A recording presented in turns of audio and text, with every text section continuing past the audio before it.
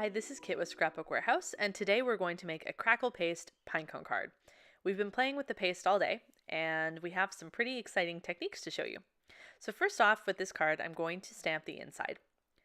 Using my Tim Holtz stamping platform, I use my anti-static pouch, and that will just prevent any finger marks from picking up the white embossing powder that I'll use in a moment. So I just ink up my stamp. It works so well, I only need to press once. Sprinkle on my embossing powder, and I'm pretty much ready to go, but I just want to get a few little extra grains of that embossing powder off.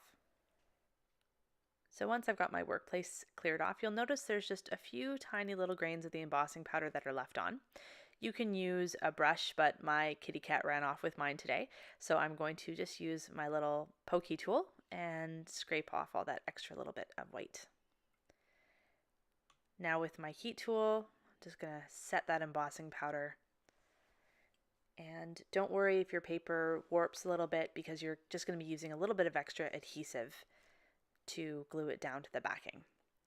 So the inside of this card calls for a pretty detailed and delicate die, and for that we use a metal shim. And you can also keep all those extra pieces you've got on a magnet backing so you don't lose anything. I'm going to use the matte adhesive and just stick on my little pieces of holly here. Now, when I was doing this, I actually put it too close to the edge, and I wasn't happy with that, so I used my tweezers to just sort of pull that off before it stuck, and that's what's nice about the liquid adhesives. You can move them, and then I just put it in the proper place. Now I'm ready to do my front panel, so I'm going to use repositionable tape to hold down my piece, and once I've got my Tim Holtz stencil tape down as well, I'll be ready to go. I'm using the Crackle paste this time, Crackle texture paste, and just get that open there. And with this, you want to not put it at the very end of your spatula, but actually load it up the whole way down, about an inch or so. Now I fussed back and forth with this a little bit too much, but as long as you're going very lightly and in one direction, you won't blur your pattern. And there we can see the final project. Now you want to set this aside to let it dry completely, but in the meantime, I'm going to show you a coloring technique. So I started out with the white Crackle paste, let that dry, and then I put some blue, two different kinds of the blue oxide inks on it. And now I'm going to put a third layer of the purple oxide ink, and you just use the corner of your blending tool. Just add a little bit on, and if you're not sure what the results are, you can just peel up one side. Because everything's stuck down with the repositionable tape, you're not in too much trouble. And now you can see it makes a beautiful backdrop with all sorts of different colors, perfect for any sort of cheerful birthday card or something like that.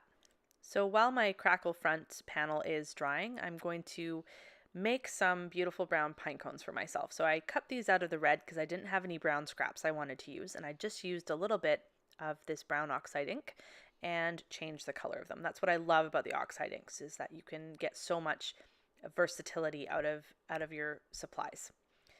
So now we're going to put it together, just a bit of tape, glue it to the back panel, which is just a single sheet of red cardstock.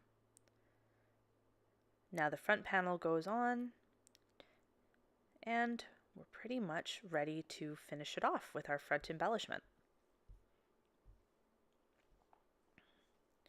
So I'm going to get all the pieces that I cut out of my cardstock earlier using my metal shim, and then using the matte adhesive, I'm going to use my tweezers and stick the pine cones down where I like. You can use a clear acrylic stamping block, and that'll hold all your pieces down.